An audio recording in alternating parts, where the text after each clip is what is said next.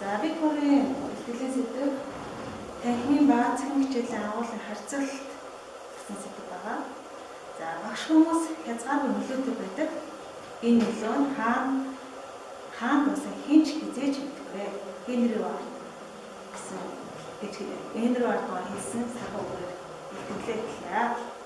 За агуулга нэр хураангүй оршил үндсэн гэсэн судалгааны үтэн бүрэлдэхүүн. За физикийн дөрөвч хамтарч ирсэн. За хараангүй танхимын баа цэгийн хичээлийн агуулгын зөрүүтэй байдал түүнээс үүсэх хоцрогдол арилга арга зам гэсэн зүйлийг өндөө авч үзлээ. Хилээ хичээлийн агуулга сурагчдын эзэмших ёстой мэдлэгийг олгож байгаа хэсэг. Багш нарын боловсруулсан сургалтын хөтөлбөр хилээ хичээлдээ таарч тохиолж байгаа хэсгийг физик хичээлийн агуулгаар дамжуулан хандан судлаж газардсан агуулгыг хэрхэн нөхөж ойлгох арга замыг олох зорилготой. За төлхөр өгсөн хөтөлбөр зөвлөлт хилээ хичээл.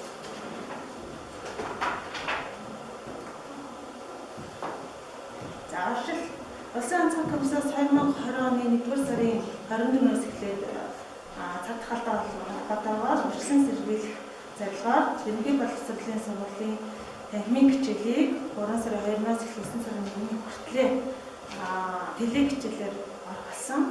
За энэ телег хичээлээр орох гэсэн туршлагатайгаар боловсролын яамнаас судалгаа гаргасан мөлий. За энд бол ойролцоогоор эцэг эхчүүд бол 12,000 эцэг хамрагдсан. За сурагчид бол 5,700 сурагчид үзсэн гэсэн судалгаа гаргасан байна. За судалгааны арга сурагчийн өөрийн үнэлгээний судалгаан дээр суурилсан сурагчдаас авсан санал асуултыг нэгтгэн дүгнсэн. За Google Forms чиглэлэн багш нараас авсан санал асуултууд дээр нэгтгэн дүгнсэн. За өөрсдийн боловсруулсан агуулгын харьцуулалт хийсэн байгаа. За судалгаан сурагчдын санал асуултууд суурилан хичээл үзсэн гэсэн ойлгосон зүйлийг танд багш нарын боловсруулсан хөтөлбөрийн агуулгын зөрүү хэр үүсэж байгааг хандлах зорилго байна. За зорилго цаг тахалтайгаар холбоотой хөл өрөөний үед үүсэж байгаа нөхцөл байдлаас үүдэн сурагчдад телег хичээл авсан. Захин болон танхимын физик хичээлийн агуулга хэрхэн зөрж байгаа.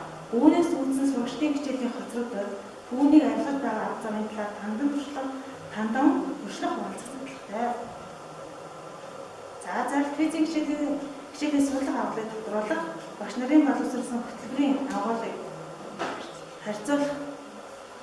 За хэрэгцээ шаардлага. Телег хичээлээр гарч буй агуулга нь физик хичээлийн сургалтын хөтөлбөр тусгасан агуулгын дагуу гарахгүй. Үдсэн хичээлийг давтан гарч байгаа. Тухайн хичээл хоцор шалтгаан болж байна. За сурагчдын хичээлийн хоцролыг нөхөх арга зам. За судалгааны үр дүн. Нэгдүгээр сурагчдаас авсан онцлогооны судалгаан дээр үндэслэж боловсруулсан байна. За энэ газар намар онцлогооны судалгаа авсан. За нэгдүгээр дүгнэлт нь нийт 576 хүүхэд оролцсноос 43% нь буюу одоо огт үзээгүй ихэнх буюу 251% хүүхдийн 43% нь хангалтгүй буюу үзээгүй. За сайн буюу одоо үзээ тэмдэглэлээ илгээгээд одоо үзсэн хүүхдүүд нь буюу 24% нь иргэдээ 141 хүүхэд байна те 141 хүүхэд нь үзсэн. За заримдаа үзээгүй хүүхдүүд 193 буюу 43% байна. За энийг ингээ амт бүрээр нь гаргах юм бол ингэж харагдаж байгаа юм. За гарааны үнэлгээ дээр болохоор зэрэг бид гурван өөрсдөө гарааны үнэлгээг нийлүүлээд ингэж харуулсан. За энэ дээрээс болохоор зэрэг амжилт чанар гүйцэтгэлээ үйл маш доогор байгаа сурагчид бол телег хичээлийг төдийлмэсээ үзээгүй байна гэж байгаа. За багш нараас авсан санал асуулга. Нэгдүгээр асуулт та сургалтын агуулга яаж боловсруулдаг вэ? Асуулт нь зөв хөтөлбөр болон суралцсан өдөртөмжийг баримжаач хийгээ гэсэн 71.9% байна. За ТV хичээлээр машин заах арга зүй болон хичээлийн үедэд хөгжлийн байдал ямар байна вэ гэдэг дунд зэрэг гэсэн хөрөнгө хэлнэ. За 3-аас сурагчид хичээлдээ төвлөрж агуулгаас хоцрохгүй сурч чадаж байна уу гэсэн асуулт нь заримдаа л үздэг. За мөн огт хангалтгүй байна. Энэ нь болохоор сурагчид багш нарт хэлж байгаа телег хичээлийн тэмдэглэл идэв оролцоогоор нь гэж гаргасан гэж бодож байна. Бидний ирж байгаа бол тэгж харагдаад байна. За телег хичээлийн агуулга таны заадаг хичээлийн агуулгатай хэн тохирч байна вэ гэсэн асуултад 64.9% нь төдийлөн зөв хөтөлбөр болон миний боловсруулсан агуулгатай баг зэрэг зөрж байна гэж харагдаж байна. За телег хичээлээс хоцорсон агуулгыг нөхөж хоцрог дайлгаж чадаж байна уу гэсэн асуултад агуулгыг нөхөж гүйцэхгүй байна гэсэн ихэнх хөрөнгөлөг хариулсан байна. За телевизээс хоцрогдсон агуулгыг та яаж нөхөж байна гэхэд 35.1% нь танхимаар орохдоо цагаар шахаж орж ирсэн.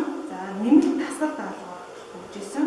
За агуулгыг юу юм бас нөхөж чадахгүй байна гэсэн бас асуулт бас тахав. Төдийлөн сайн чадахгүй байна гэдэг бас эндээс харагдаад байна. За телевизийн хоцорсон агуулгыг суурьтад хэд хүлээж авч байна? За энд бол 86% нь дунд зэрэг хүлээж авч байна гэсэн хариулт байна. За одоо энэ болохоор бидний хувьд л өөрсдийнхөө боловсруулсан агуулгыг ээлж хичээлийн задгаагаар ингээд задлсан. За тэрийг болоод телег хичээлийн орж байгаа сэдвүүдтэй тулгаад за тэгээд ямар зөвлөгөө өгч байгааг гэдгийг харуулсан байна.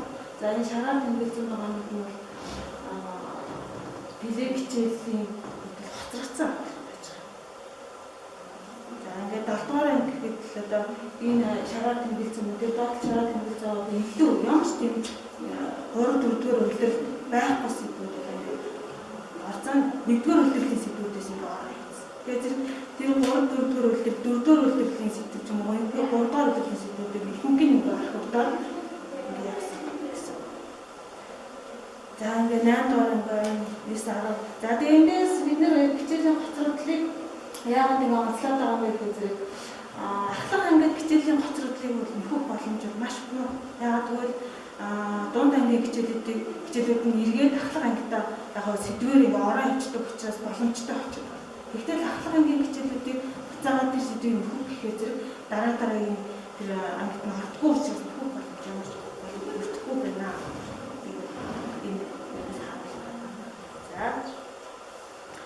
За дүгнэлт сургалтаас авсан телег хичээлийг үзсэн хэсэг судалгаанаас нийт сурагчдын 24% нь бол телег хичээлийг тогтмол үзэж илгээж исэн гэж үзсэн байна.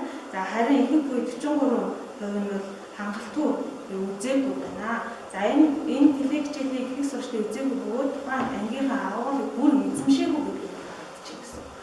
За гарааны хөндлөгийн дээр ч гэсэндээ яг амжилт чанаргүй зүйлээр доогуур итгэж байна. За багшнаас авсан санал асуулгад аймаг сүмийн сургуулийн 57 багш хамрагдсан. За энэ дээр бол доогуур нэг сургуулиас нэг багш хамрагдсан. За мэргэжил тус бүрээс өөр багш хамрагдсан байна. За боловсролын энэ судалгаанаас бол боловсролын яамаас боловсруулсан сургалтын өдөртөмж болон сургуулиудын боловсруулсан агуулгаас нэлээд зөрж байгаа. Багш нар бол судалгаанаас бол их харагдчихсан. За агуулгыг нөхөж гүйцэхгүй байна. За агуулгын төрөл бүрээр нөхөж орсон боловч төдийлөн сайн болохгүй хүүхдүүд хүлээж авч чадахгүй байна. Тэгээд дүнэлт хийжсэн.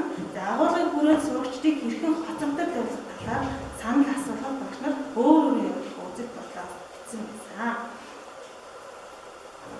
За 2020 оны 2 сараас гарч ирсэн телег хичээлийн агуулга болон одоо гарч байгаа телег хичээлийн агуулгатай өөрсдийн боловсруулсан агуулгыг тулгаж үзэхэд нэхэд үзүүлж байгаа нь ажиглагдаж байна. За дэвшүүлгээ санаа болохоор телег хичээл сургалтын цөм хөтөлбөр өдөртөмжийг барьж байгаа. За ингэснээр агуулгын хоорондын уялдаа холбоо болон сурагчдын эзэмштэй холбоог бүрэн үүсгэх боломж байна гэж байна. За агуулгыг цөөн үүдтэй танхимаар боломжийг бүрдүүлэх. За сургууль бүр судлахтууны өөрийн боловсруулсан жилийн төлбөр суурилсан хичээлийн төлөвлөгөөний дагуу хичээл бүтэж орж захимаа хүргэх.